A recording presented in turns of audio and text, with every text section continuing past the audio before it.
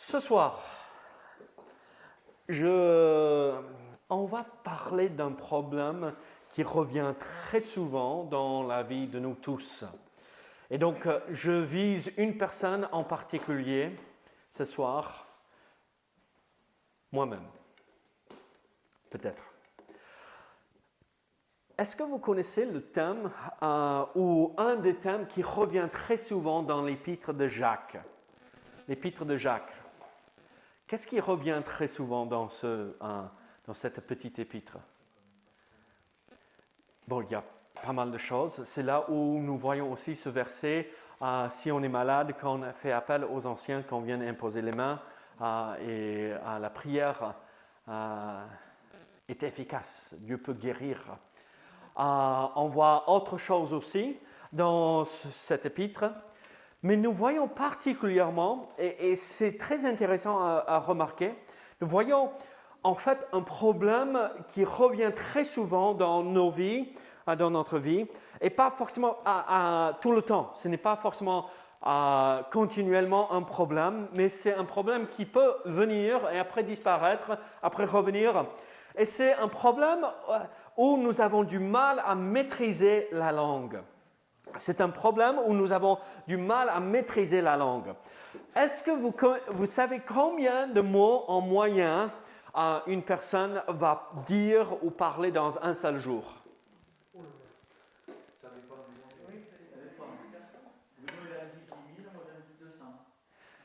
Ok, en fait, non, tu as tort. En fait, une personne va dire 18 000 mots en moyenne par jour. Et tout dépend aussi de la langue. Vous savez, en français, ça prend 2 fois plus de mots pour dire la même chose qu'on dit en anglais, très souvent. Hein? Vous n'avez jamais remarqué cela? Nos phrases en anglais sont très très courtes, et droit au but, et on ne gâche pas de temps. Mais ici en France, on aime bien discuter. C'est une langue de philosophie, une langue de, je ne sais pas, une langue où on aime bien parler. Et moi, je trouve ça beau aussi. Hein? Et c'est une très belle langue. C'est une des plus belles que moi je connais. Je ne connais que 2, donc ça va. Ah oui, l'espagnol, c'est quand même joli aussi. Mais bon, je comprends un tout petit peu, poquito. Donc, en français, peut-être on parle plus de 18 000. Et en anglais, un peu moins. Mais en moyenne, on parle 18 000 mots par jour. Et en fait, la Bible nous avertit. Regardez Proverbes chapitre 10. Proverbes chapitre 10.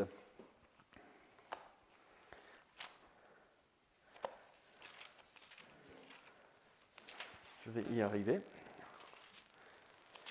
Proverbes chapitre 10.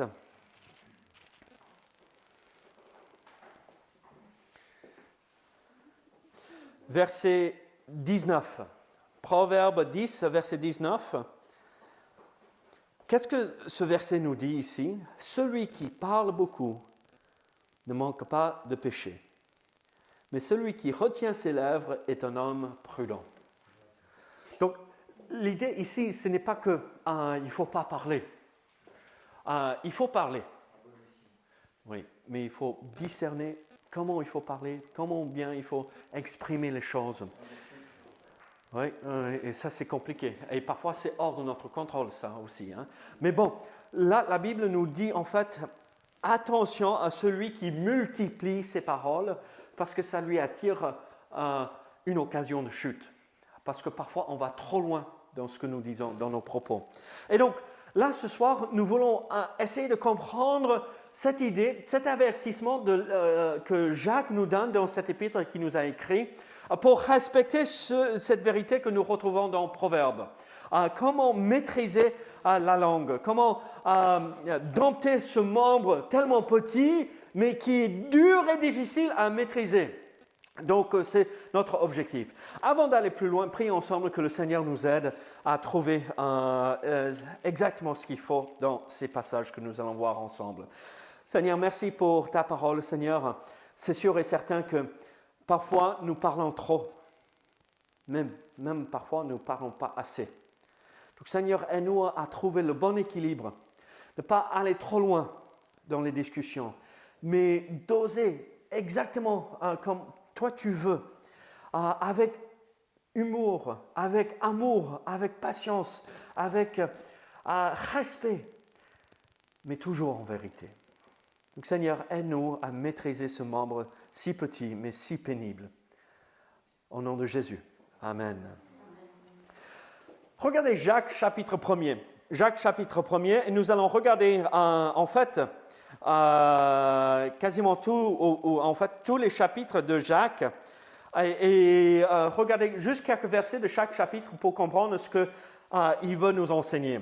En fait, regardez le verset 19 et le verset 26 de Jacques chapitre 1er.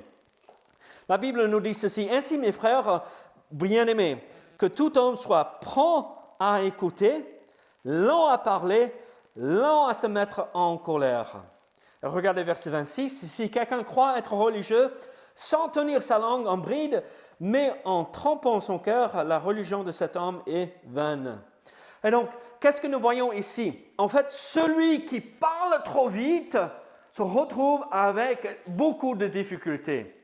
Et en fait, Jacques nous avertit, attention, ne pas avoir une langue trop rapide, qui s'agite trop facilement. J'aime bien la langue française, comme je viens de dire, c'est une langue riche. Mais quel est le dicton, Paul? Quel est le dicton qu'on dit quand quelqu'un vient nous énerver? Avant de répondre, il faut faire quoi avec la langue? Ouais, retourner sa langue 7 fois avant de répondre, n'est-ce pas? 7 fois, ce n'est pas assez. Vaudrait mieux la mordre pour s'empêcher de parler parfois. Et en fait, ce que nous voyons ici dans le premier chapitre, c'est cette langue qui démarre au quart de tour, qui va trop vite, qui exprime tout ce qui a traversé l'esprit de la personne avant qu'elle pèse les mots qu'elle va dire. Et c'est ça ce qui est très important dans nos relations, dans l'Église, dans nos familles, avec nos amis. Avant que je réponde, il faut que je pèse mes mots. Il faut que je réfléchisse à ce que je vais dire. Parce que regardez, que tout homme soit prompt à écouter, lent à parler, lent à se mettre en colère. Lent à parler. Vous savez ce que mon père a dit une fois, et c'est tiré des Proverbes. David, n'ouvre pas ta bouche, parce que si tu ouvres ta bouche et parles, ils vont savoir que tu es un insensé. Mais si tu gardes ta bouche fermée, ils ne sauront jamais, ils vont croire que tu es sage. C'est exactement ça. Il rigolait avec moi parce que j'avais dit une bêtise, hein. Il ne le disait pas méchamment. Mais c'est exactement ça. Avant de parler trop vite, soyons sûrs de peser nos mots. Vous savez ce que j'ai pensé quand si je disais tout ce qui traversait mon esprit, j'aurais aucun ami. Et toute ma famille le mettrait le dos. Il faut savoir se taire, pas parler trop vite. Mais il y a aussi un autre avertissement. Donc, avoir la langue trop rapide. Mais regardez Jacques chapitre 2, nous voyons un autre avertissement concernant notre langue, à partir du verset 2. Donc, nous allons lire les versets 2 à 4. Supposez en effet qu'il entre dans votre assemblée un homme avec un anneau d'or ou un habit magnifique, et qu'il y entre aussi un pauvre misérablement vêtu. Si, tournant vos regards vers celui qui porte l'habit magnifique, vous lui dites « Toi, assis-toi ici, à cette place d'honneur. » Et si vous dites au pauvre « Toi, tiens-toi là, debout. » Ou bien « Assis-toi au-dessous de mon marchepied. » Ne faites-vous pas en vous-même une distinction et ne jugez-vous pas sous l'inspiration de pensées mauvaises? Donc en fait, nous voyons ici une langue qui a parlé, mais ça révèle une langue, si je pourrais l'exprimer de cette façon, une langue hautaine, qui se croit supérieure aux autres. Regardez, chaque personne qui franchit le seuil de la porte ici à l'église est importante. Nous avons tous la même valeur aux yeux de Dieu. On a tous des rôles différents au sein de l'église, n'est-ce pas? On a tous une fonction différente, mais juste parce qu'une fonction est différente ne veut pas dire que la personne vaut plus, ou vale plus, pardon. Qui veut dire, quand Dieu regarde Angelina, il voit quelqu'un qui vaut plus que de l'or, pur et magnifique. Et quand il voit Paul, oui, c'est cette langue qui parle rapidement, hein? Il ne voit pas de l'argent, il voit de l'or aussi. Vous voyez comment le problème au sein de ces assemblées à qui Jacques avait envoyé cette épître, regardez, ne parlez pas trop vite et n'utilisez pas votre bouche pour dénigrer quelqu'un, parce que tout le monde est important aux yeux de Dieu. Nous avons tous, Dieu est mort pour nous tous, pas juste pour David et Mélissa et Anne-Marie et Dominique, et vous, les restes derrière. Non.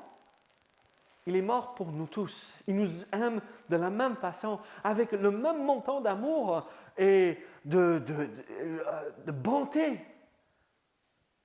Alors, comment nous pouvons-nous nous permettre de réagir différemment vis-à-vis des autres? Et particulièrement, ce qui va faire le plus mal, c'est quand on le dit à haute voix et quand la personne l'entend. En fait, nous avons besoin de rester humbles et regarder la personne de la même manière, de la même façon dont Dieu la regarde. Il est mort pour chacun.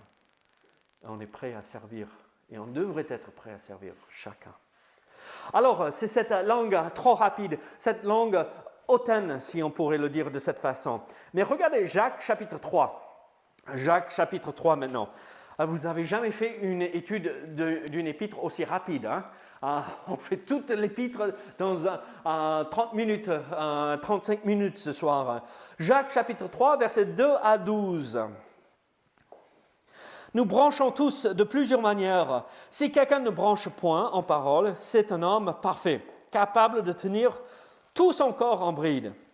Si nous mettons le mors dans la bouche des chevaux, pour qu'ils nous obéissent, nous dirigeons aussi leur corps tout entier. Voici même les navires qui sont si grands et que poussent des vents impétueux sont dirigés par un très petit gouvernail au gré du pilote. De même, la langue est un petit membre et elle se vante de grandes choses.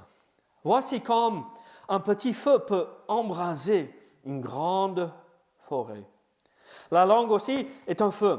C'est le monde de l'iniquité. La langue est passée parmi nos membres, souillant tout le corps et enflammant le cours de la vie, étant elle-même enflammée par la géhenne. Vous imaginez, ça c'est l'enfer. Toutes les espèces de bêtes et d'oiseaux, de reptiles et d'animaux marins sont domptés et ont été domptés par la nature humaine. Mais la langue, aucun homme ne peut la dompter. C'est un mal qu'on ne peut réprimer. Elle est pleine d'un venin mortel. Par elle, nous bénissons le Seigneur notre Père, et par elle, nous maudissons les hommes faits à l'image de Dieu. De la même bouche sortent la bénédiction et la malédiction. Il ne faut pas, mes frères, qu'il en soit ainsi. La source fait-elle jaillir par la même ouverture l'eau douce et l'eau amère? Un figuier, mes frères, peut-il produire des olives ou une vigne des figues? De l'eau salée ne peut pas non plus produire de l'eau douce. Alors, qu'est-ce que nous voyons ici? En fait, ce membre peut produire le feu. Ce petit membre peut tout détruire.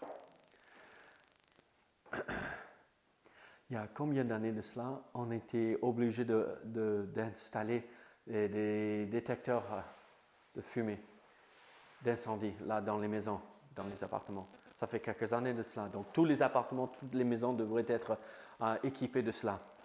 Pourquoi? Parce que là où il y a du fumée, qu'est-ce qu'il y a? Du feu. Et dès qu'il y a du feu, il y a des dégâts énormes qui vont arriver. La langue est un feu qu'on a du mal à maîtriser. En fait, quelle est la seule chose qui peut éteindre le feu? Bon, ce n'est pas la seule chose, mais on comprend. Normalement, on va utiliser l'eau.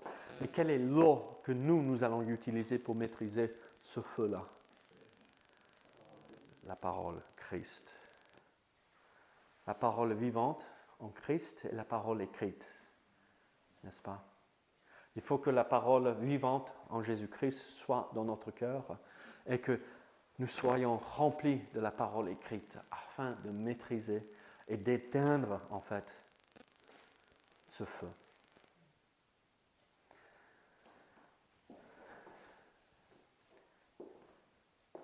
Un mot de travers peut assassiner quelqu'un.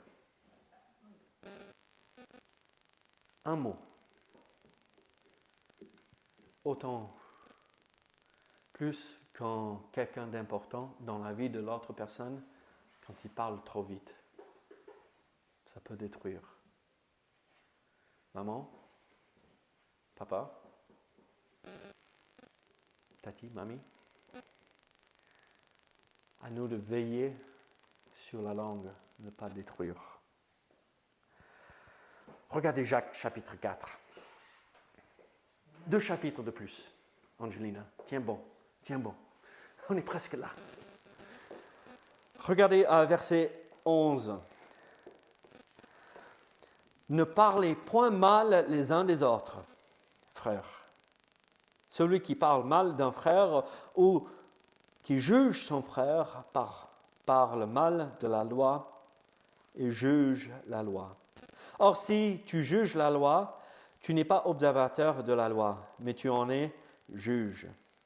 Un seul est législateur et juge.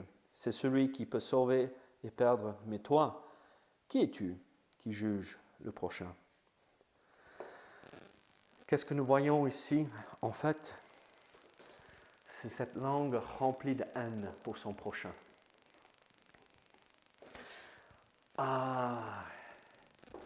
Qu'est-ce qu'on aime bien faire quand on est autour de la table? Manger.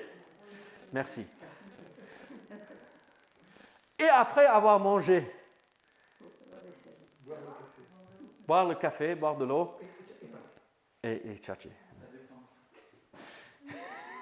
Paul, attention, hein, tu parles beaucoup aussi. Hein? Et quel est le sujet qui anime très souvent nos conversations? Ce Dominique, hein? T'as vu comment il a perdu un peu plus de cheveux? On t'aime, Dominique, t'inquiète. Avec ou sans de cheveux? Tu t'en vas maintenant. Mais qu'est-ce qui anime la plupart de nos conversations? Parler des autres. Donc, il y a une manière de parler des autres. Vous voyez ce que je veux dire? Où on ne juge pas. C'est partager un besoin. On parlait aujourd'hui des besoins avec Marie-Jo, l'anglaise là. Et ce n'était pas juste pour parler, commérage. C'était pour parler et comme ça, on savait comment prier. Je parlais avec un pasteur cet après-midi aussi et il m'a partagé des besoins dans sa vie et je lui ai dit, là, bon, ce soir à l'église, nous allons prier pour cela. Donc, il y a une manière dont nous pouvons parler. Mais vous savez comment ça se passe. Et Paul, t'as vu ce qu'il a porté là? Mais ces couleurs, ça ne va pas ensemble, mais c'est n'importe quoi, hein, Paul? Mais t'as vu comment il a coiffé ses cheveux? Mais t'as vu comment c'est... Ah.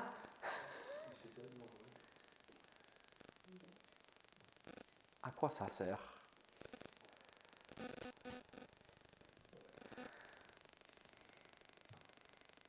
Ça tue. La parole tue.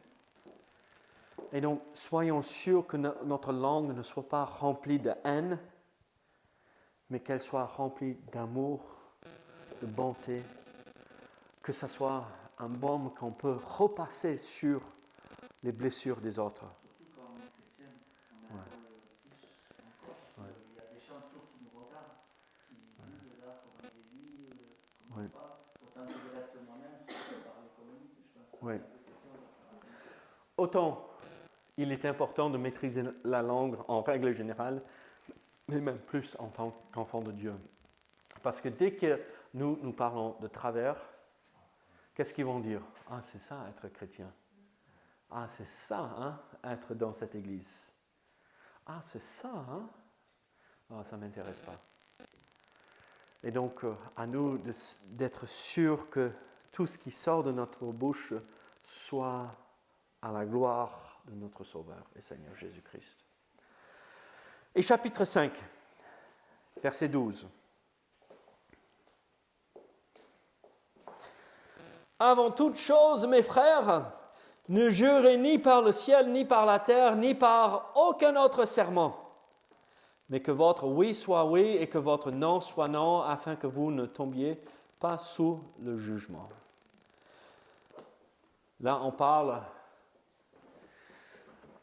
de ces expressions. Quelqu'un ferme la porte d'une voiture sur mon pouce, et comment je vais crier? Quels sont les mots qui auraient pu sortir de ma bouche? Ouais. Mais alors! Zut! Vous savez ce que j'ai dit? J'arrivais même plus à réfléchir en anglais, ni en français. Hein. C'était... Sors mon pouce de la portière de la voiture! Frink! Boum! Ça s'est remis en place et mon pouce. Et vous savez comment j'ai fait là, quand ça m'est arrivé? Tout le monde dans la voiture sortit rapidement, et tout le monde vers moi, et j'ai dit, non, laissez-moi tranquille. Oui, j'ai fait le long du quartier pour revenir. Ça va maintenant, tout va bien. Est-ce que quelqu'un de Doliprane, s'il vous plaît, et des glaçons, s'il vous plaît? Parfois, on fait usage de ces jurons. Ça n'honore pas Dieu. Mais aussi, ce qui n'honore pas Dieu, c'est que quand on dit oui, on s'engage avec la langue et on ne le fait pas. Que notre oui soit oui et notre non soit non. Quand on s'engage, on le fait. Quand on dit non, je ne peux pas, ça veut dire je ne peux pas. Mais si je dis oui, je serai là. Je vais tout faire pour accomplir ma promesse. Est-ce que vous avez un problème? Une difficulté à maîtriser votre langue? Lisez, ne répondez pas. Marie, ne montre pas du doigt. Hein? C'est super rigolé pour détendre. Est-ce que vous avez du mal à maîtriser votre langue? Lisez l'épître de Jacques. Est-ce que vous voulez vraiment dompter ce membre difficile à maîtriser? Je viens de vous donner pas mal de versets. Apprenez-les par cœur, que quand vous voulez parler trop vite, ce verset vient à l'esprit instantanément et vous appuyez sur le frein. Quand un mot méchant veut sortir, on pense à Jacques 4, 11. Quand on allume le feu dans le cœur de quelqu'un d'autre avec la langue, et parce qu'on veut détruire la personne, on veut parler méchamment, on pense à Jacques 3, les versets 2 à 12. Et là, en Jacques 5, nous ne parlons pas comme le monde. Nous parlons comme un enfant de Dieu, sans jurant, et que notre oui soit oui et notre non soit non.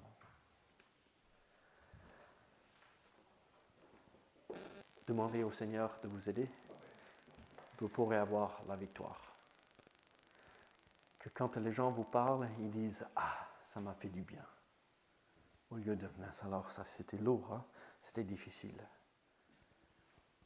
Que nous soyons une source d'encouragement pour nos frères et nos sœurs et pour tous ceux qui nous entourent. Prions ensemble. Seigneur, merci pour cette courte étude de cet épître de Jacques, où nous voyons l'importance de maîtriser cette langue. Seigneur, elle peut apporter la vie, comme elle peut apporter la mort. Seigneur, aide-nous à toujours chercher à partager la vie. Être une source d'encouragement. Au nom de Jésus. Amen.